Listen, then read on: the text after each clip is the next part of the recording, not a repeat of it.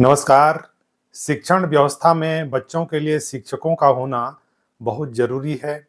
सबसे पहला काम जो है शिक्षक की व्यवस्था होनी चाहिए बच्चों के लिए, ताकि उनकी पढ़ाई-लिखाई सुचारू रूप से चल सके।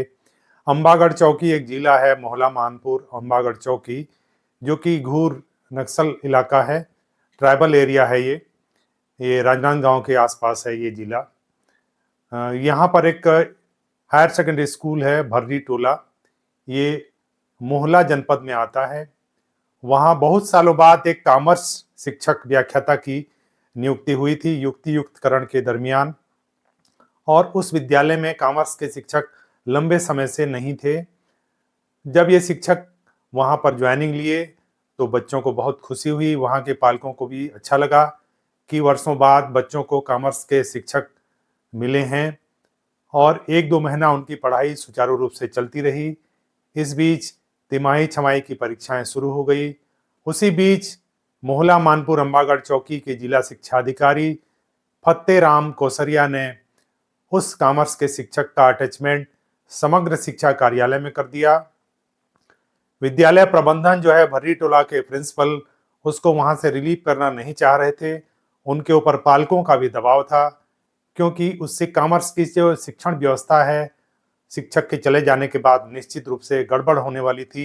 अम्बागढ़ चौकी के जो जिला शिक्षा अधिकारी हैं फत्तेराम कोसरिया, उन्होंने प्रिंसिपल पर दबाव डाल करके उस शिक्षक को रिलीव करवा दिया, और वो शिक्षक जो है समग्र शिक्षा कार्यालय में चले गए। पढ़ाई सबसे जरूरी होता है, उसके बाद सारे काम हो सकते हैं, क्योंकि अन्य कामों को कोई भी कर सकता है, लेकिन कॉमर्स जैसे विषय की पढ़ाई तो शिक्षक के माध्यम से ही हो सकती है। किंतु जिला शिक्षा अधिकारी ने अदूरदर्शितापूर्ण निर्णय लेकर के उस शिक्षक को समग्र शिक्षा कार्यालय में अटैच कर दिया।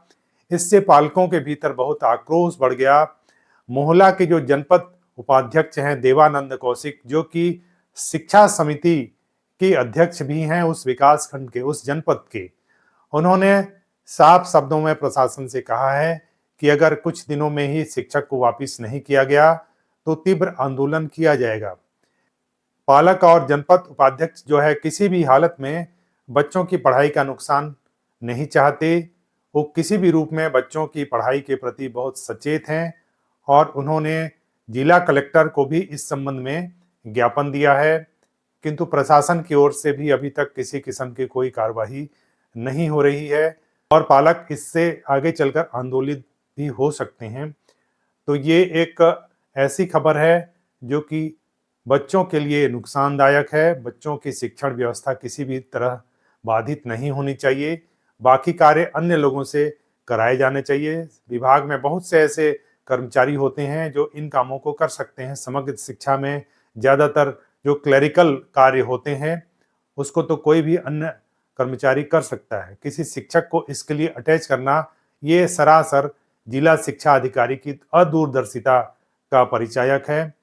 तो इसको तत्काल ऐसी समस्याओं को जन्म ही नहीं देना चाहिए, बल्कि कैसे शिक्षण व्यवस्था और सुदृढ़ हो सके उस दिशा में काम किया जाना चाहिए। तो ये खबर है अम्बागढ़ चौकी जिले से। बहरहाल अभी तक आपने चैनल को सब्सक्राइब नहीं किया होगा तो चैनल को जरूर सब्सक्राइब करें। मिलते हैं किसी नए संवाद के साथ, मेरे साथ बने रहिए। धन्यवाद।